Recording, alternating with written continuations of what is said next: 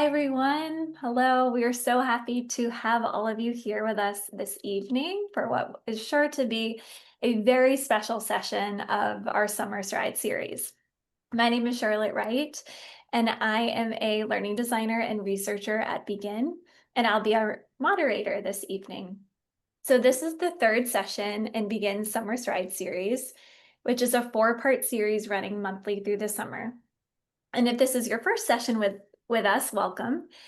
This series is all about helping each other flip the script on this stressful sentiment we hear around the summer slide and take some of that stress off by reframing the summer as a season for meaningful strides, a chance for kids to keep growing and learning in meaningful and manageable and importantly, joyful ways. This series is brought to you by Begin, an award-winning early learning company dedicated to unlocking every child's potential through hands-on, digital, and experiential play. You can learn more about Begin by visiting our website, beginlearning.com. I'm so excited for what we have in store for this evening. We will hear from three experts on how we can support smooth transitions and build routines that work for your family as we enter the back to school season. Some of you may already be in that back to school season. Others may still have a few precious weeks left of summer. But either way, we all have so much to learn from our experts this evening.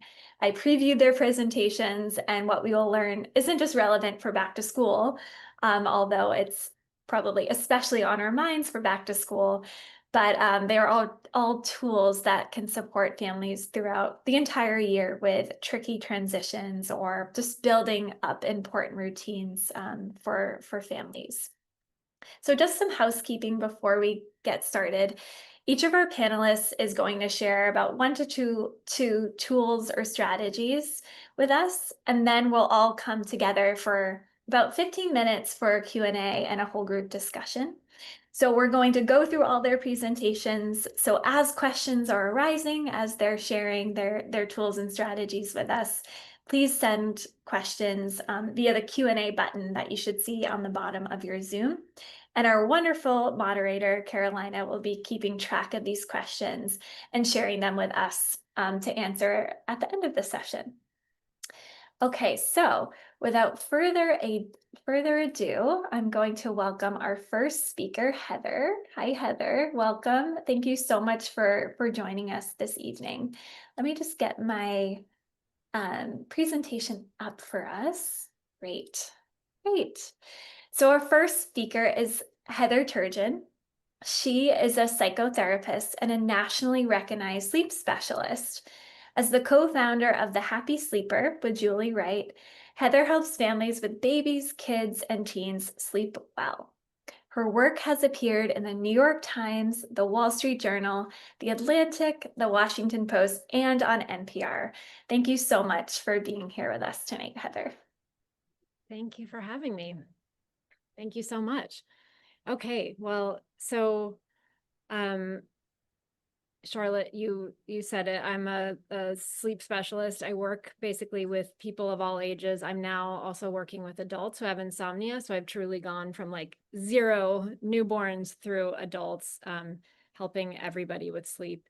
And we've had one time a parent put it as the happy sleeper is the method that is the most gentle while also being effective. And that's kind of the overarching idea of how we work with kids' sleep, is that we want to be empathic and we also want to be effective. So we try to have that win-win middle ground, and that's kind of essential to everything we do. Okay, so next slide. So, okay, we're talking about little kids today. The most common, issues that I see with little kids in their sleep are resisting bedtime. They get extremely expert at negotiating and stalling.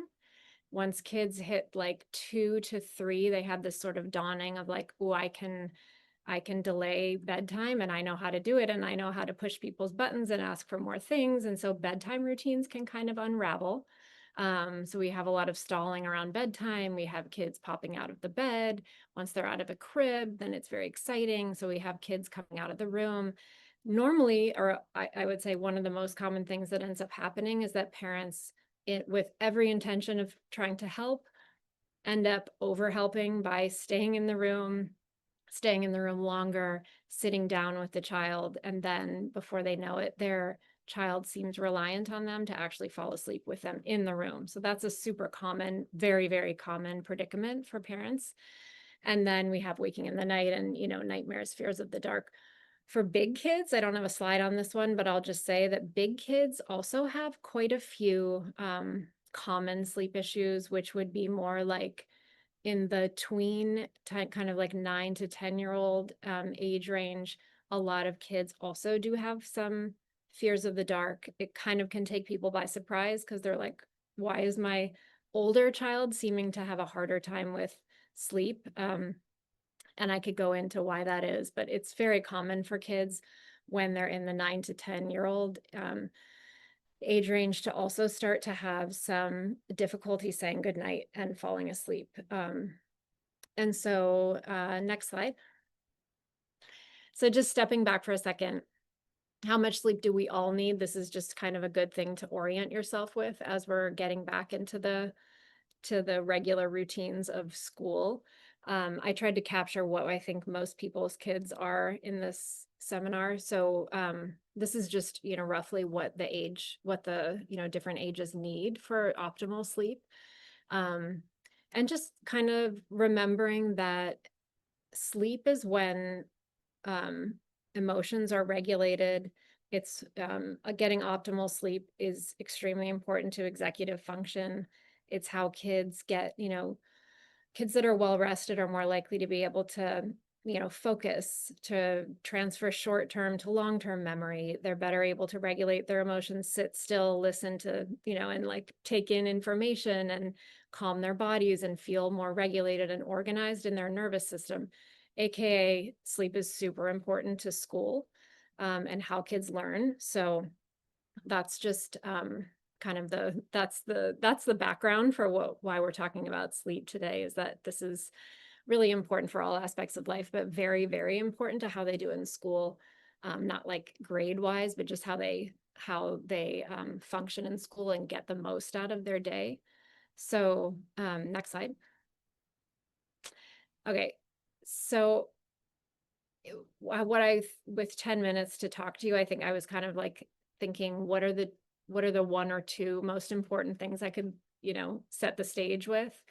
So I'm going to kind of talk about two ideas and strategies, and then if you have questions about sleep based on them, I think that will give you a good framework. When, if you wanted to ask a specific question, you can always also get in touch with me for more details, but I'm going to kind of lay out two overarching ideas that have some practical strategies in them as well. The first one is that when we think about going back to school and we think about getting on a schedule, most people will say, go to bed earlier to try to get onto a normal, schedule that you need to for school. And I would actually say that sleep starts in the morning, and making the brain clock regulated and happy and better able to sleep starts in the morning. So instead of focusing on what time your kids go to bed, focus first on what time they wake up. So we all know that the brain clock controls sleep. It's extremely smart and extremely aware of what's going on in the environment. The brain clock regulates sleep. It tells your body when to produce melatonin. It tells it when to produce cortisol. It tells it when to be active, when to wind down. It's all about your brain clock.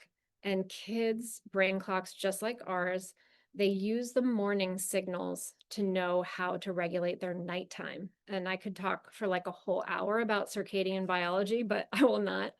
But just suffice to say, what time your kids wake up in the morning and what time they see the sun is extremely important to how they sleep at night. So when you're thinking about adjusting to normally what happens is we stay up a little later in the summer. We have a more flexible schedule. A lot of kids end up sleeping in a little bit more.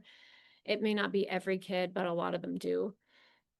And so when you're starting to think about going to a school schedule, don't don't focus so much on bedtime, focus on wake up time. So for example, if your child is sleeping from 10 p.m. to 8 a.m. over the summer, that may sound like a crazy schedule to some people because you're like that, but it's not. People sleep on all kinds of schedules over the summer.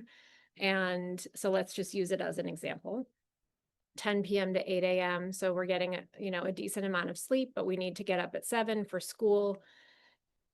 Think about moving your kids' wake up time 15 minutes earlier for 4 days and also getting outside first thing in the morning because this is like pressing go on their internal clock. So it's just something to keep in mind as you're thinking about how to get on a schedule. And also in the evening, we need to press go on the internal clock in the morning, but we also want to wind down in the evening, and especially kids who have a lot of energy, and especially kids who are very active in the evening or maybe have a little bit of a night owl tendency. They need especially protected wind down time. So you kind of need both. I always say to start with the morning because it's the most powerful, to get kids up, to get them sun, and to move their wake time earlier and earlier. At the same time, we need to protect wind down time. So um, so we can talk more about that if you have any questions about shifting schedules. Next slide. And then the key, actually, if you could move forward on this slide, I think we're missing a title at the very top. Yes, yay. Okay, so the absolute key to good sleep for babies and little kids and big kids is what we call sleep associations. And we want our kids to have helpful ones, not unhelpful ones. So sleep associations are just what is happening in the environment or in the routine at the very, very end, as the child is falling asleep. So these are things that either fall into the helpful category or the unhelpful category. Unhelpful, it doesn't mean bad. It's not bad. Don't feel bad. It's not bad. It's just not helpful. And it can really lead to a delayed bedtime. It can lead to kids taking longer to fall asleep, and it can lead to waking up in the night. And so unhelpful sleep associations are those sleep associations that make the child feel like they need you to they need you to do it, and they need you to be there while it's happening. So reading books until they fall asleep, staying in the room until they're all the way asleep. It takes a lot of different forms, but like sometimes it's coming in and tucking and then retucking and then retucking again. And then then you're actually in the room or almost in the room as they're falling asleep. That becomes like a dependency that basically suppresses the child's innate ability to sleep and feel confident in their own ability to fall asleep on their own. And we want kids to feel like sleep is natural. It's not complicated. My body knows what to do, and I'm confident in my room, in my space. I know where my blankets are. I know where my sippy cup is, and I'm in charge. So helpful sleep associations are those things that don't require you. Honestly, they're just things that your child can do for themselves. And so when I work with families on sleep, the first thing we look at is what are the sleep associations? And all of the strategies that we give parents are related to moving from the unhelpful to the helpful. So next slide. These are just a few. I have like so many more things that I could say about sleep associations, but for example, we sometimes do like language is really important. So I often tell parents to say things to kids like you're in charge of your own, like once the lights go out and I say good night, you're in charge of your own body and your own stuff. So let's look around and make sure, do you have the right stuffed animal? Is there water in your sippy cup? Because when I turn out the lights, you're in charge of your own body and your own stuff. Same idea, you're the boss of your bed. We can rehearse pulling up blankets and managing stuffed animals and stuff during the day so that you don't need to go in there in the middle of the night because because they're fully capable of doing that for themselves. So rehearse it during the day. We do something called the last call for stuff, which is somewhere in the routine we say, this is your last call for all of the stuff, because 3, 4, or 5-year-olds are extremely good at coming up with something at the end of the routine that they need, or once you've said goodnight and you walk out, They're like, oh, I'm wearing the wrong pajamas. Oh, I've heard everything. Like they have an important question. They need to have another kiss. They need all these things. So do a last call for stuff somewhere in the routine, so that once you say goodnight and you walk out of the room, then the feeling is now you're in charge of your own body and your own stuff. And if they ask for something else, you say, oh, you know what? We already had our last call. Remember you had that? We already did that. So we'll do it again tomorrow night. Next slide. Okay, this is just the super quick thing that I will describe, and then you can ask me more about. We call this the reverse sleep wave. It's kind of a magic trick for some kids, and usually part of a more comprehensive strategy that we put together for other more kind of like complicated cases. But for some kids, this can like flip a switch of.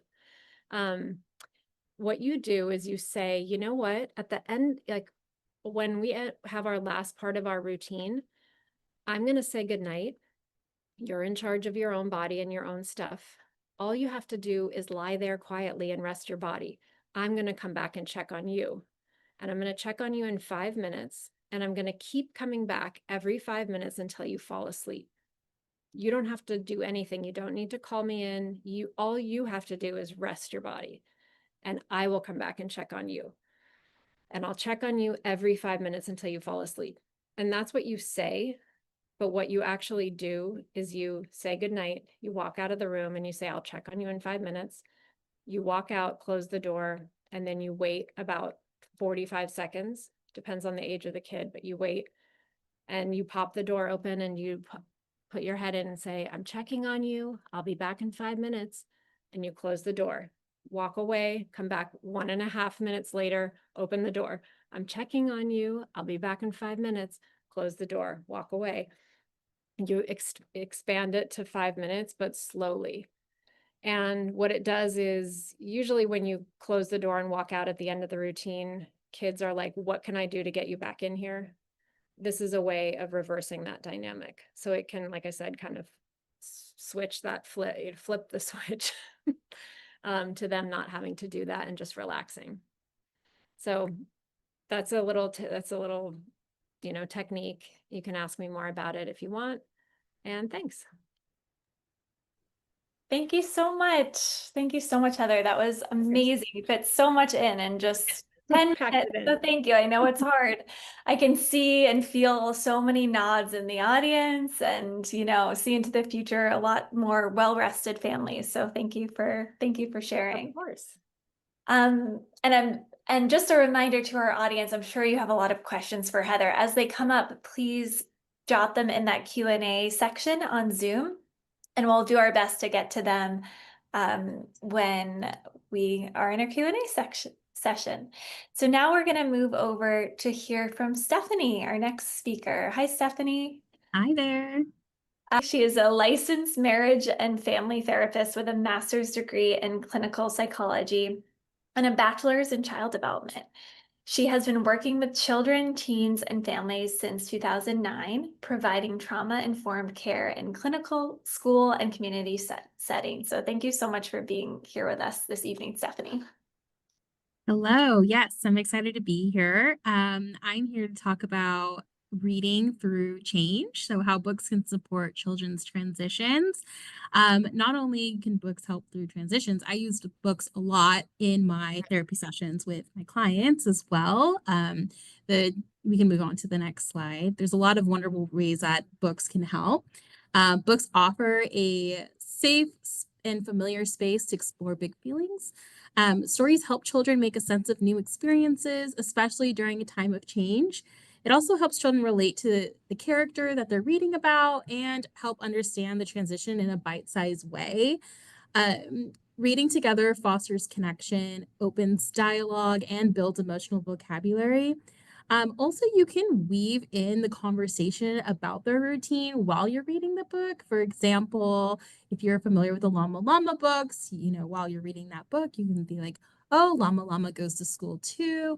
What's your school called? Llama Llama school is called this. Or they have a teacher in the book you have a teacher too. What's your teacher's name? And having those open conversations while you're reading the book helps the child relate to what's going on in the story and understand that routine and that transition as well.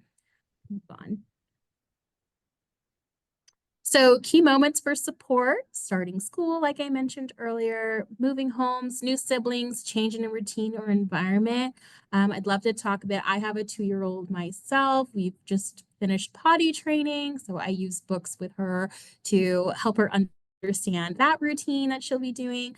My husband and I also took a 2.5-week trip to Europe without her, and I use books a lot, preparing her for that step away when she was home with our parents and her grandparents. And while we were gone, I helped her understand that transition away from us. And then also I had books that helped the grandparents read to her while she was separated from us. So you can use books in a lot of different ways, and you can get creative in how you find the books out there as well. So I was talking about school specifically. Even exciting transitions bring uncertainty for children, and that's okay. Like some kids are more adaptable to change and others aren't. Kids love consistency. So when there is a change, even if it's the same school but a different teacher or maybe different students, like those all things could bring up fears. And this is all about how we can normalize those fears for each of those children. So reading about the school routine in advance helps the child feel more prepared and confident going into the school day. You can create a daily rhythm with a constant story time to help establish predictability.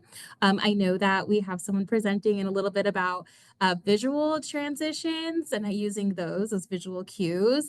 You can incorporate that into that visual reminder about that transition. Oh, we're looking at our calendar. That this is when we're going to have the first day of school. This is how many days we are until our first day of school. And each of those days we'd read a book about school and how that transition is going to look like for you. So here are just some recommended books that for ages 3 to 5 on school. We have Llama Llama Mrs. Mama, The Kissing Hand, Maisie Goes to School. Another great one that I didn't put on here is The Invisible String. That's not necessarily about the actual transitions of school, but just like The Kissing Hand, it helps nurture the idea of being separated from your caregiver and gives them that sense of security and safety while being away from you daily at school. And then some other books I have for a little older, we have First Day Jitters, Wemberly Worried, The Pigeon Has to Go to School. These are all really great too. And I mean, there's a ton out there. You can look in your local bookstore or on Amazon to look for books that will help. And I think another great way to incorporate your child is take them with you or maybe shop online together to help them pick out a book as well that would something that they're interested in and excited to read too. But most importantly, if you can't find the right book, you can make it. And that's another really fun project that you can do during the summer. Let's draw this together. Or if they're too young, you can do it too. I've made some silly books in my therapy days where it's just stick figures, but I needed the story to really represent or match whatever this particular child or client was going through. But yeah, get creatives. You can personalize it for the child. You can use pictures of them, pictures of their school. I think the most visual representation of what they're going through or what they're going to experience helps ease the transition as much as possible. So yeah, get creative, have fun with it. I think that might be all. That's it. Thank you so much, Stephanie. This is so helpful. This is so, so helpful. And I was thinking as you're presenting, I am formerly a preschool and kindergarten teacher, and a lot of these books we use in the classroom as well in the first few weeks of school. And I was thinking about how special it would be for a child to come in to school, nervous and Yeah, see that their teacher is reading the same book that their caregiver read to them. I think that definitely. that helps to draw that sense of trust and connection between home and school. So thank you so Yes. much for sharing. Now, our last presenter that we have is Cassie. So let me get Cassie's spotlit so we all can see her. Hi, Cassie. Welcome. Hi. Hello, everyone. Cassie Wishelhouse is an educator with a rich and diverse background in early childhood education. She holds a degree in curriculum and instruction from the University of Kansas and a master's degree in early childhood education from San Francisco State University. Her diverse experiences include serving as the director of operations at a private preschool in New York, leading children's yoga classes, and working as a lead trainer and curriculum designer at a global children's learning center. So welcome, Cassie. We are so excited to hear what you have to share with us. Thank you so much. I am so excited to be here. I'm honored to be here with all of these other presenters. And I feel like what I have just really is the perfect ending to everything Stephanie was talking about as well. I'm hoping to give you guys just a quick, some tips and tricks from the perspective of someone who works in a school and sees these little kiddos coming into the door for their first school experience. But also as a mom, I have a 4.5-year-old and a 2-year-old at home. So these are things that we utilize in our own home, but I also see as being very helpful from the teacher perspective to have kids coming in with these skills when they're first coming into their preschool classrooms. So, as Stephanie was saying, I think that using something visual for big transitional times in children's lives is super helpful.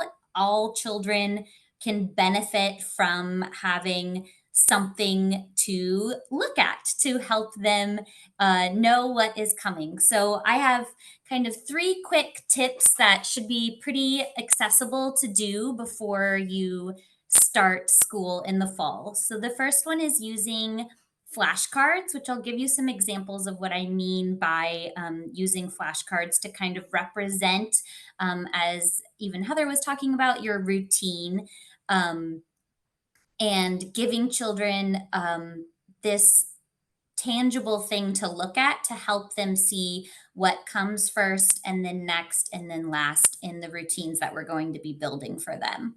The next one is using a paper chain to kind of help them see that calendar of time passing. Time is pretty abstract. So, anytime that we can make that tangible to them and help them, oh, you're starting school this fall, that could mean infinite time. I'll be a whole new person by fall. Like, what is fall? So, giving them, it can be the 5 days before school. You can do it for the whole month of August. But having them actually create this and then rip off the pieces day by day kind of helps them see literally the time moving closer to the first day. And then another one I'll show you real quickly is using teacher photos to kind of give your kids, especially those preschool age children, a familiar face, and layering that into your home so that that person is integrated into your routines and day to day. And it's not something brand new when they walk in the doors the first day. So first, I love to use flashcards. Again, as Stephanie was saying, with like real life things on them. So, it's daddy is going to get in the car and take you to school. So we use a picture of real life dad, our real Kia, and our real preschool that we're going to. And then we can switch these out if it's mommy taking you that day. I like to do it for, we're going to also come home after school. We're going to get in the car, we're going to come home, and then we're going to play in the backyard. And so we have real pictures of all of those things. Um, and again, we at our house, it's not even that fancy. I just tape it up on the bottom of the refrigerator where they can see it. And it gives them, again, they can point to what's going to happen in their morning. So I'm going to get in the car and go to school, and then I'm going to see my teacher. And it's pretty simple. But they also love to kind of see their own faces, and that's daddy, that's me.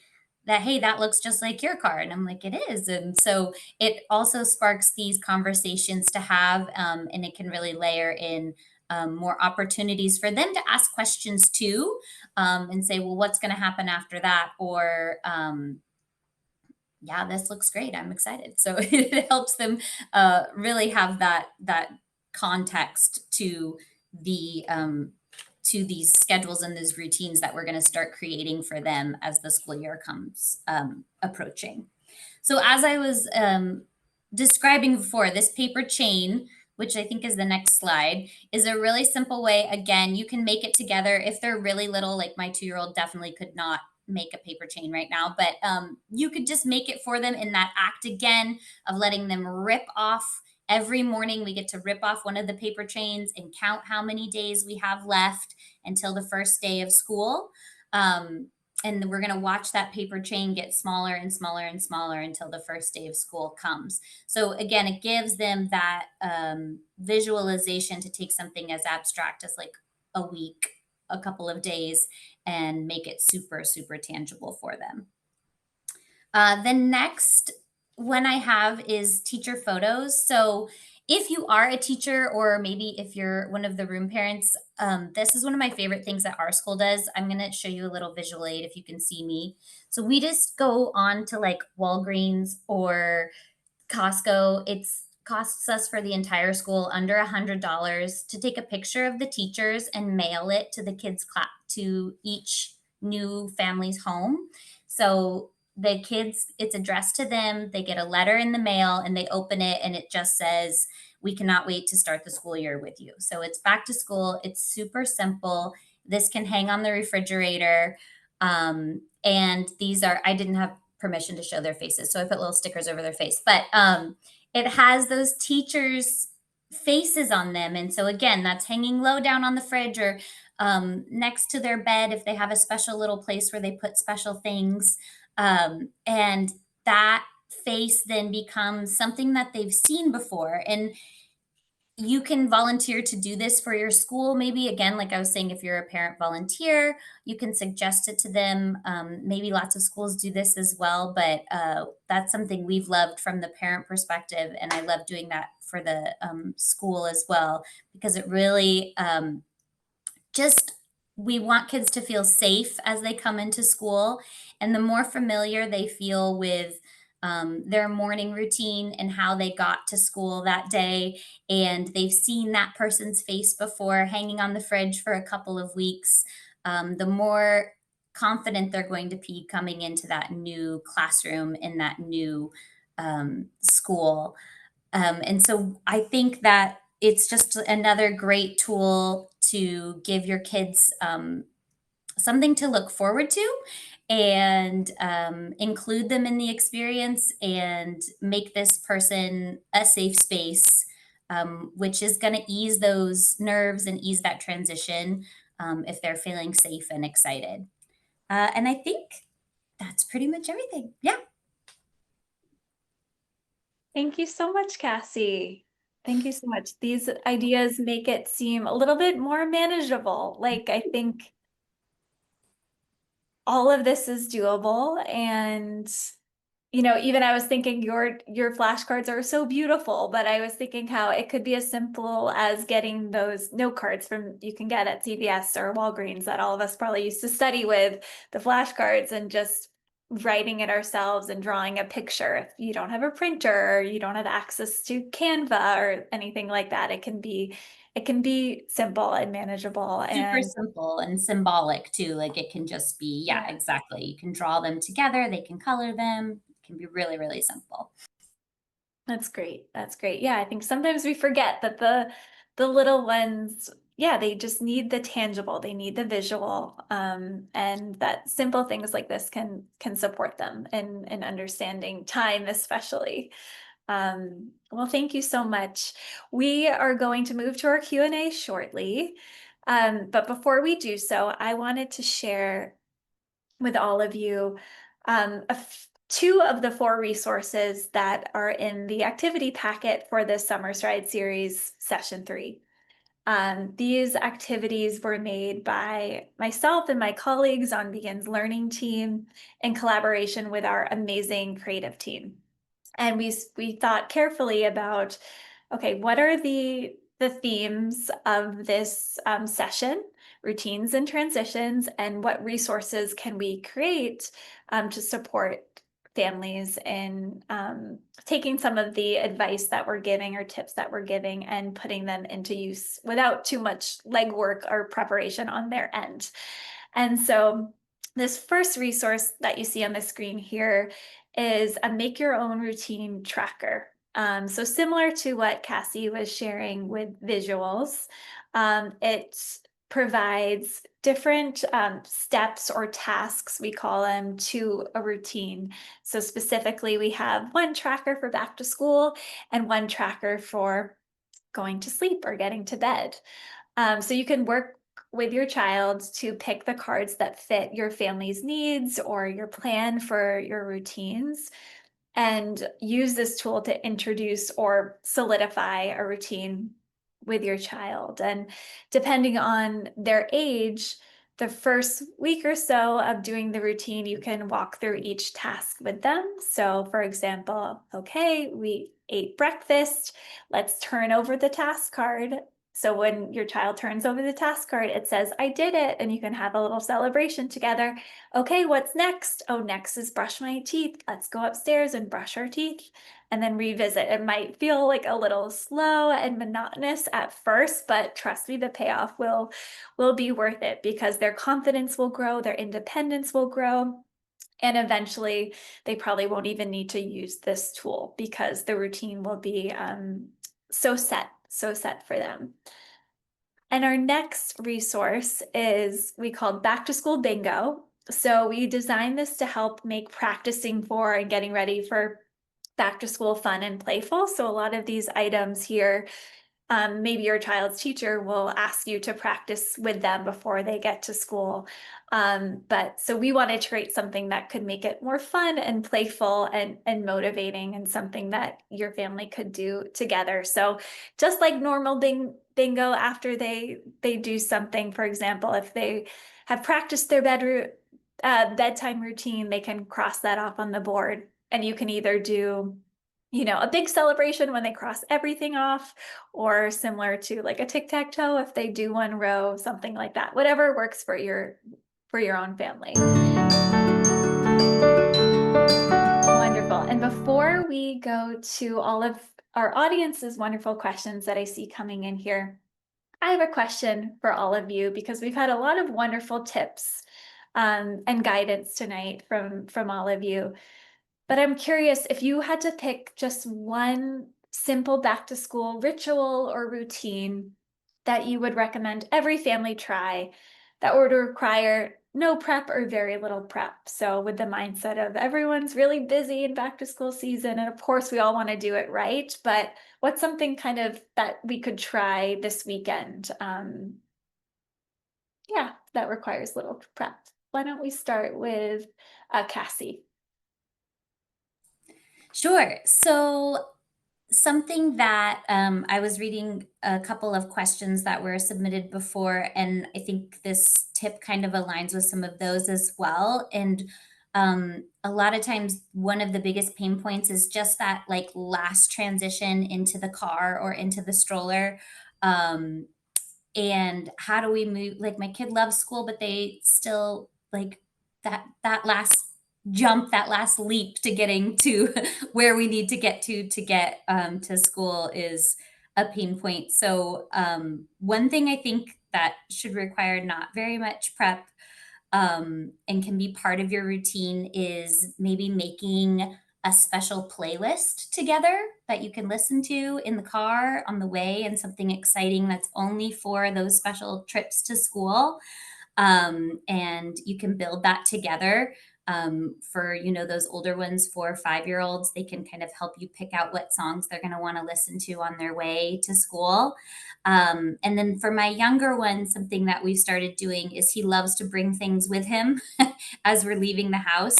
So we have a little, I call it like my to go basket. So it's just a basket by the door, and it's kind of filled with random, like some books and little fidget toys, um, like little mini dinosaurs, whatever. There's random stuff in there, and it kind of rotates and changes. But you can always grab something out of that. So if they want to, for getting ready to go to the car, it's like grab something out of the basket for our to go basket, and and then they can bring that with them just into the car for the car ride or for the stroller ride.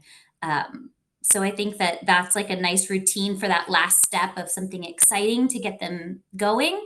And then I'm excited to make a playlist with Teo for the start of school to add some of his favorite songs on that to get us motivated to get into the car and start listening to our favorite stuff. Yeah. Oh, what a great idea. I love that. How about you, Stephanie? What do you think? Yes, I think that just kind of hand in hand with the books. I think just talking about the transition and the routine or whatever is going coming up for them is really beneficial. I do that every night with my daughter as I'm doing our bedtime routine. I talk about what she did that day. And she's only 2, so there's some verbal there, but not a lot. But she'll tell me bits and pieces of her day.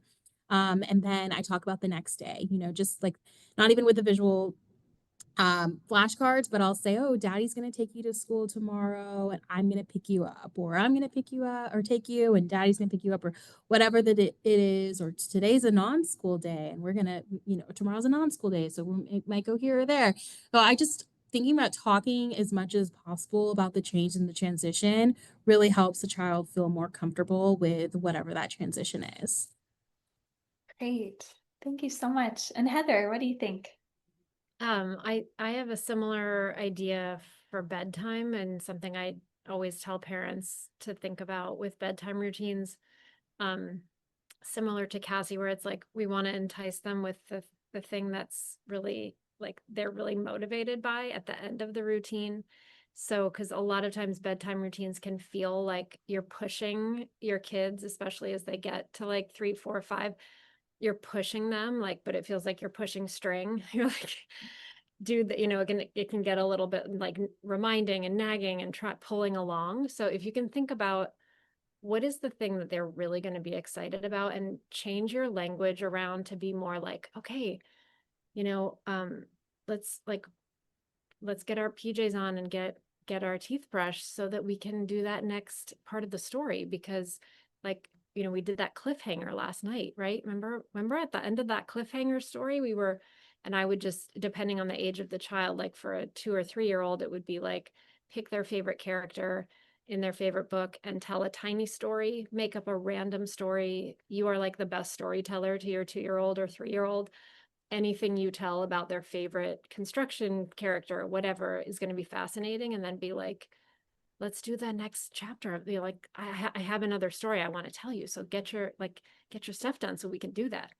So it's kind of a shift in tone or language around getting through the routine. And it also, like, if you can think about as the school year is starting, updating your child's bedtime routine so that you're not hanging on to a routine that's for a younger child, that you're thinking about what they need this year and how to be a little more on their cognitive level, and picking that enticing thing. So it's like they're motivated to get through all those steps. Great. Thank you. So we had a lot of great questions come in with registration and in the chat throughout the presentation today. I'm going to start with Stephanie, and I want to ask you, what are the signs that a child is struggling with a transition, even if they're not saying it outright? So yeah, so sometimes they're not saying it, but we feel like maybe something's off. So what are some of those telltale signs? Yeah, you may see some resistance to going to school in the morning or resistance in their regular routine of getting ready, or, even when they come home, maybe they're a little bit more moodier, or you might see an increase in tantrums as well, especially with the younger age, or moodiness with the older age. And those are kind of some telltale signs that, they're just having a difficult time with this transition. Yeah, that makes sense.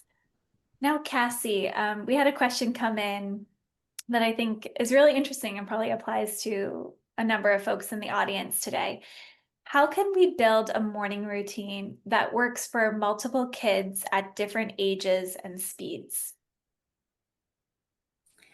Yeah, for sure. I can really relate to this as well. Again, I've got two little ones kind of moving at one is a glacial pace and one is running around crazy. So, something that I think has really worked for us and kind of helps create a little bit of calm in that morning chaos when everybody's kind of flying in different directions, including myself trying to get everything ready, is reminding everyone that it's a team effort and that we're all on the same team. So instead of who can get in their car seat first, it's reminding them that no, we can't leave until everyone is in the car. So we're all on the same team. So maybe those older ones who can maybe take on a little bit more, giving them that opportunity again, like Heather was saying, just a little bit of rephrasing of not putting too much pressure on our older ones. As an older sibling, I know we don't want to like make them take on too many responsibilities, but allowing them to maybe be a helper, to maybe carry things or do one extra step because they can be a helper in that, and really teamwork. That's been a really big game changer for us. Is we're all on the same team and we're going to work on this together, and it's not a competition. It's not who's first. It's not I'm going down without you, or things like that. It's we're all in this together and we're all going to go at the same time, and they love to rush, and it actually does create like a sense of urgency because they all want to move really quickly together. And my 4-year-old now will say, we're a team, we're a team, we're a team. So giving a little team name too kind of helps. So I think that that's one way that we can kind of like engage all of the different ages to sort of help in the mornings. I love that so much. And I love that reframe because I think sometimes it is really easy to say, who can be first? Because then it gets them to sprint. So I love that reframe that, it might take a little bit more effort to build up this like team mentality, but the payoff, even just beyond it, help supporting the routine of just family dynamics in general, and that view that we're working together, we're supporting each other. That's wonderful. Thank you for sharing.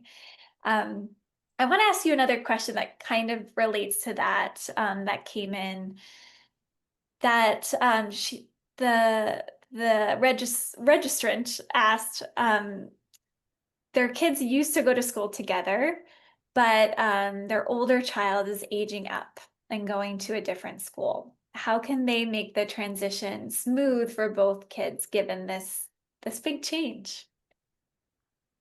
Yeah, that's going to be a really big change. We have a lot of families who were worried about that. We have lots of families here who are siblings and they're older, are going off to kindergarten next year. And so they're going to be at a new school, and our school's really small. So they used to get to see each other in the halls and play together outside. So this is going to be a really big transition for them. So I definitely relate uh, to this question for sure. And again, I think that maybe giving them some special sibling time again in the morning. I think like creating a moment for them to be together. That's another thing I've been thinking a lot about. Is there's a lot to get done in the morning, but breaking down everything that has to be done. If you've got two drop-offs, one going to another school and another going to a different one, creating a moment where maybe they can just be together and read a book together or do one coloring page together. And I think, as Heather was saying, as we build these routines and mindfully like move those morning wake ups up a little bit, you could be mindful about building in some of those times for special sibling moments. And I think that that really helps. I think kids have a lot of them big feelings a lot of the time, and so honoring those and allowing them, giving them space to tell them this is a big deal, and like it's, you know, you're gonna have so much fun and you're gonna go do this new thing, but um, let's go ahead and honor that, you know, maybe we need some sibling time in in the morning. You guys can play for a few minutes and then come together and just have those special times together, and you can create that, you can kind of model that as the parent. Great, thank you. So transitioning a bit to talk about sleep, Heather, we had a question come in that says, it takes forever to wind my son down and get him to sleep, and it's difficult to get him up in the morning. And this parent is wondering, when should they be concerned that a sleep struggles might need medical support or medical intervention? So it's hard to know based on, because as kids get older, they become more like night owls. So the night owl tendency can be, it's a genetic, you know, it's a real genetic thing. And some kids are more prone to being night owls and some are more prone to being early birds. And at the same time, there's a developmental shift in the brain clock, and it happens around age 10, 11. It starts that kids become overall, everybody gets more like a night owl. So there's an underlying tendency, and there's also a developmental period where preteens, teens become night owls. We all know that. Remember, like when we were, 17 and we could sleep until 2 in the afternoon. It starts early, like, so it sometimes it can start to show that kids have that. And so I would say that, first of all, you want to start with that morning wake up, because you cannot force a child to sleep, but you can get them up. You can actually, it's not pretty sometimes, but you can gently encourage them to wake up. You have more control over what time you wake up. It's true for us too. Like, we can't force ourselves to sleep before we're sleepy, but we can force ourselves to get out of bed. So start with wake up time. Get their permission to do whatever it is you need to do, like get their permission to come in and open the blinds and gently, like whatever it is you come up with that actually gets them up. And then move it gradually, and then create the wind down time in the evening. And I usually say to people, let's do a comprehensive adjusting of all the routines and the practices around sleep for 2 weeks. And if at the end of 2 weeks you feel like there's still something going on here that's not explained by, that they're either still not able to sleep enough, or that they seem to be sleeping enough, but they're still tired during the day, they fall asleep in the car on the way to school or something, then let's think about, talking to your pediatrician or, but I really feel like the vast majority of sleep issues can be solved by changing routines, timing, and sleep environment. Wonderful. Well, thank you so much. I just noticed the clock. We don't have much time left. So thank you so much to Heather, Stephanie, and Cassie for sharing your expertise with us today. You gave us a lot to think about. And I think we will certainly have a smoother back to school season because of all of you. So thank you.